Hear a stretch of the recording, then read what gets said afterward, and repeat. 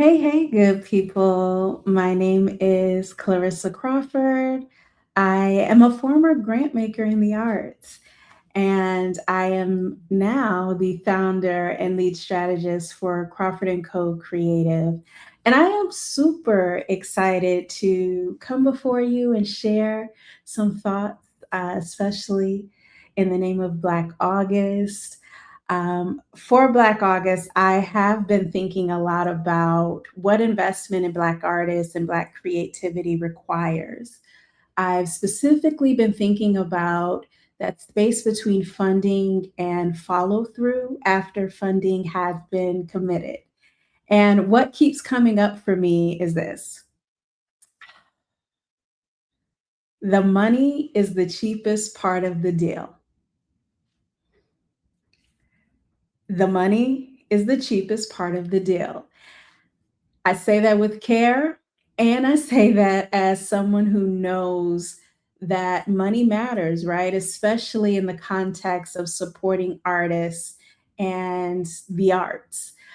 I know that money pays artists, right? It supports the development of creative work, it supports rehearsing work, touring work, the administrative production costs, documentation of costs.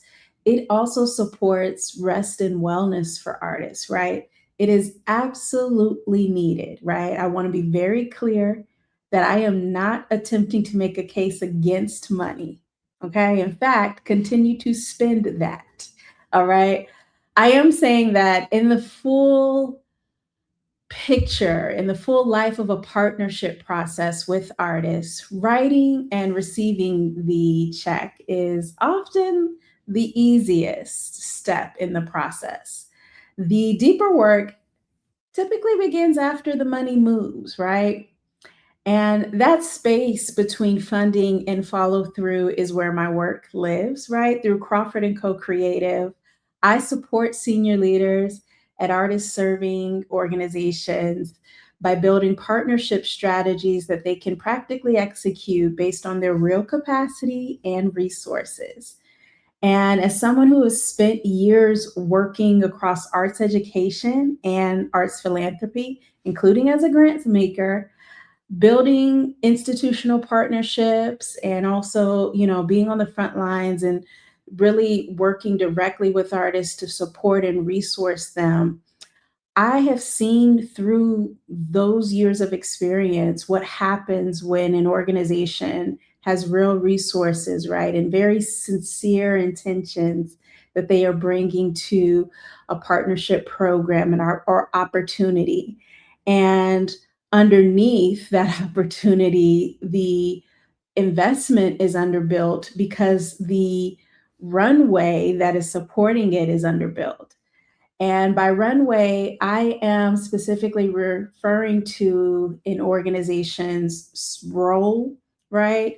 Their internal systems, the partners that it is in collaboration with to help bring the work to fruition, the processes that it creates for staying in conversation with artists and learning what the work requires and how it evolves.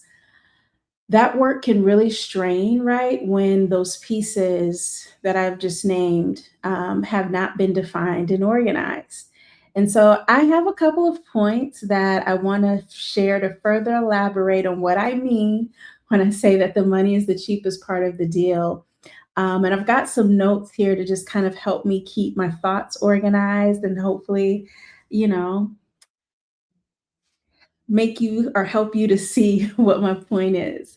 So the first point is that the money is the cheapest part of the deal because the check is the easiest part to count, right?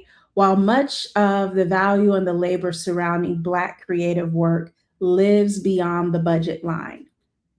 So the money's the easiest part for an organization to like see, especially like related to, spreadsheets and line items, right?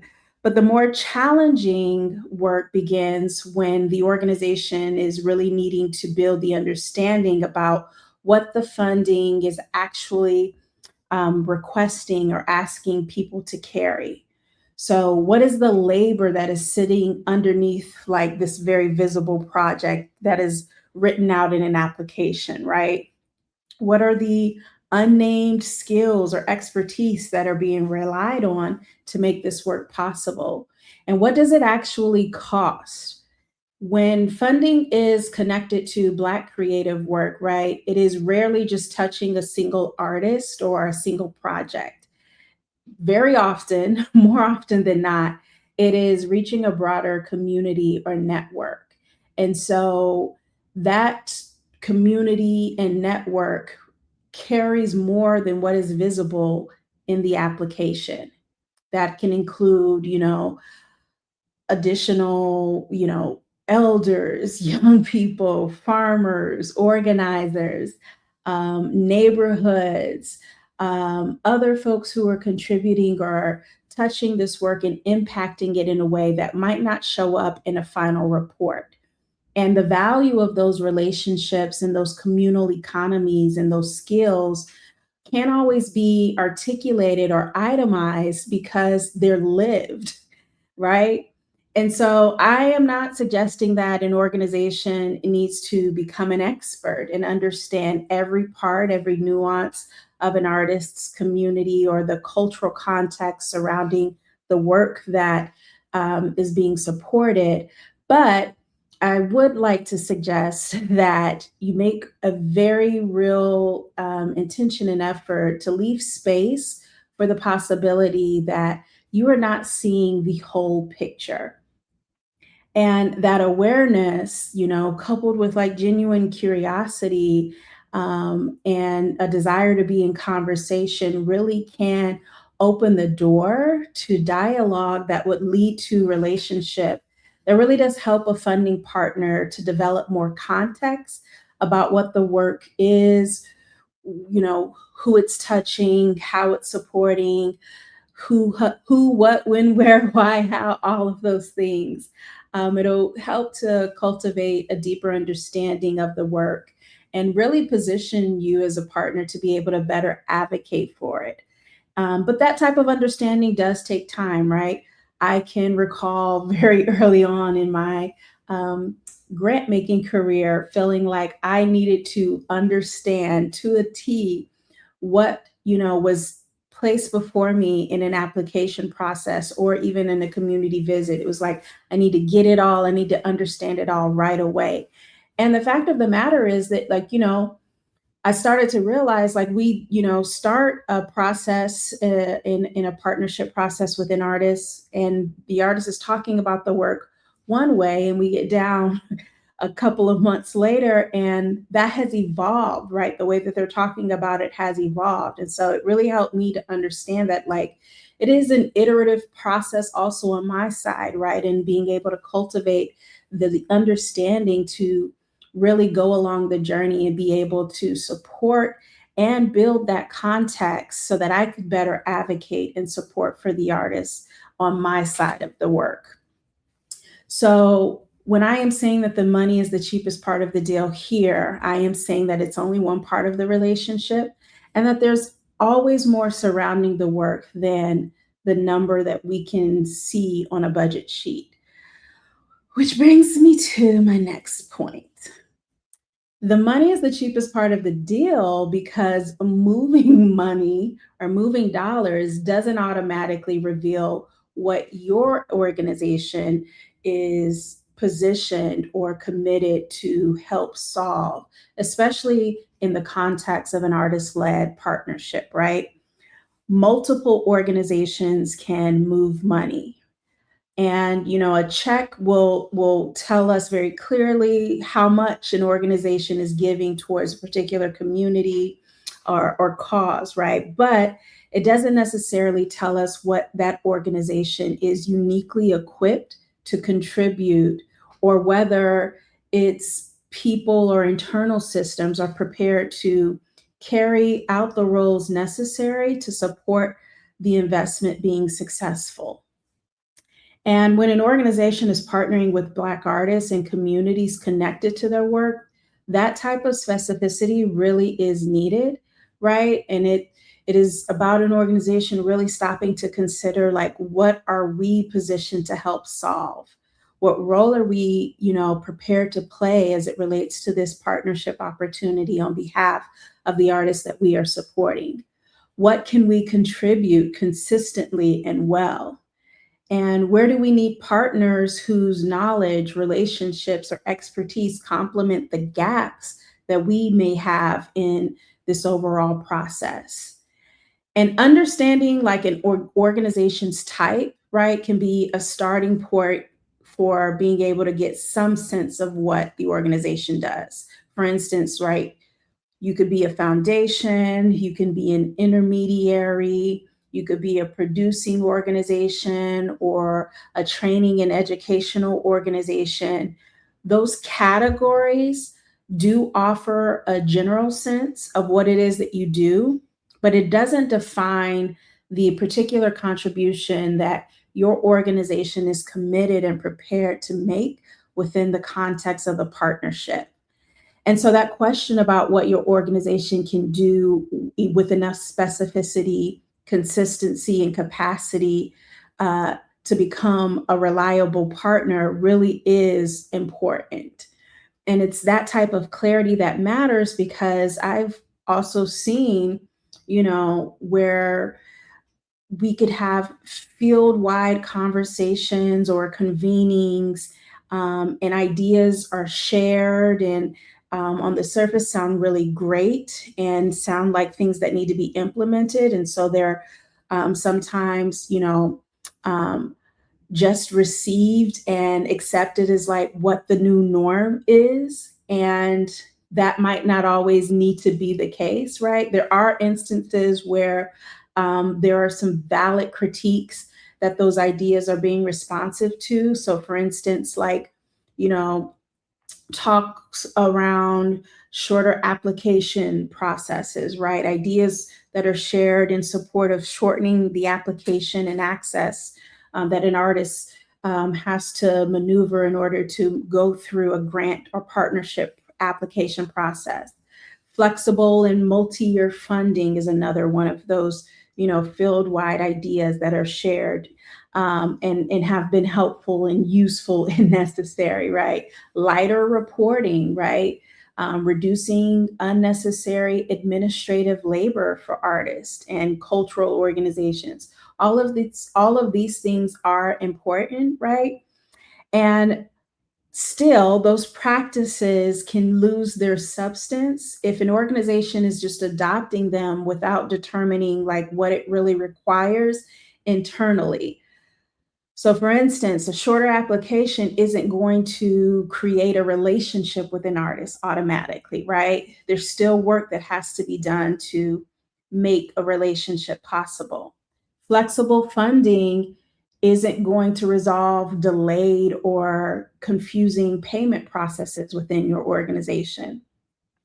And lighter reporting isn't going to help an organization advocate for the work when no one has built enough of a relationship to understand what happened, what changed, and why it matters. So, these new ideas and these new approaches, while very valid and important, it really does have to show up in how the organization actually works, the culture of it, right? It has to reflect a shift in the internal processes and the day to day decisions. It needs to be reflected in what is communicated and understood by the board, by team members and staff members, by your external partners who are also supporting, capacity or facilitation needs in the partnership process. Everybody needs to have an alignment and awareness and be clear about what their role is in this ecosystem that is your organization and the process that you're building around the partnership opportunity, so that they know what role to play.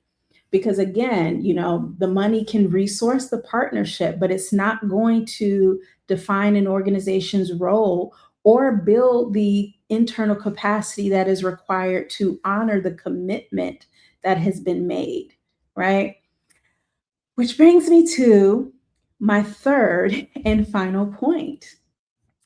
The money is the cheapest part of the deal because the funding alone does not build relationships or the support that is needed to carry Black creative work beyond the check. So, funding isn't automatically a relationship that is going to support the work beyond the check. And I really want to say that slowly and emphasize that because there's work that has to happen in order to help contribute to what an organization, a funding partner, and an artistic collaborator or artistic community are coming together in agreement on. There is work that has to be done on both sides after the money moves to help this be a successful partnership process. And on the side of the funding partner, an investment that really does help succeed and helps to achieve what you set out for it to accomplish, right? So, this is where the investment needs to move beyond the check. And this is where partnership really does need to be built. And a partnership pathway within an organization shapes and really contributes to the experience that the artist on the other side of this partnership agreement is experiencing. And so a strong pathway accounts for the internal touch points that the artist will encounter during the engagement, both internally and externally with, intermediaries or capacity building partners or facilitators that are also a part of the engagement. It also needs to take into account the power dynamic that is just attached to money conversations. And without that type of thoughtfulness around the partnership pathway, the artists, Black artists that are connected to the work, are often left to absorb the gap of that, right? And they're already navigating significant responsibility on their side of the partnership. So that is what we don't want to do, right? And the partnership process also needs to make space for what they're navigating and what might be a challenge in the process. It needs to make space for dialogue and communication around that, right? It has to anticipate how, on the organization or the funding partner side, how you're going to respond and be supportive when the creative work, needs to shift, iterate, or requires more time or even more resources. It is that type of consideration that really supports being able to open up a dialogue that is necessary for the type of ongoing relationship that helps an organization to really be in a position to better advocate and support the work, especially when talking to, stakeholders who need more context and understanding. And especially in this current political climate, right? Where there is language connected to Black art and creativity that is being targeted. It is so critical, it's so essential to be able to build the capacity to speak about and advocate for the work beyond targeted labels or language, so that, again, that support and that advocating can continue far beyond what is happening outside of or external to the context of the partnership relationship. So, again, the check can fund the opportunity, but the partnership pathway really has to be cultivated and built. And it is needed, right? So that you, as a funding partner, really can have an opportunity to support and learn from and better advocate for the work on behalf of the artists that you are supporting. So that's my spiel. I hope that you were able to get something out of that. Okay. Because again, for Black August, I really am thinking about liberation in very practical terms.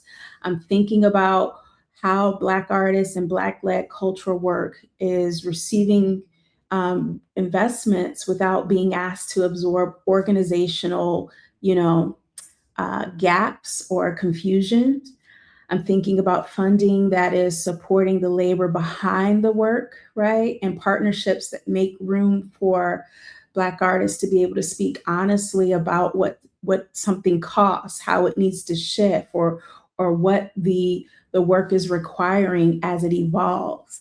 And again, this is really asking and looking for organizations to really, check the capacity that they can honor beyond the check, and really be able to consider, how you can practically respond to what is our role through and beyond the money, right?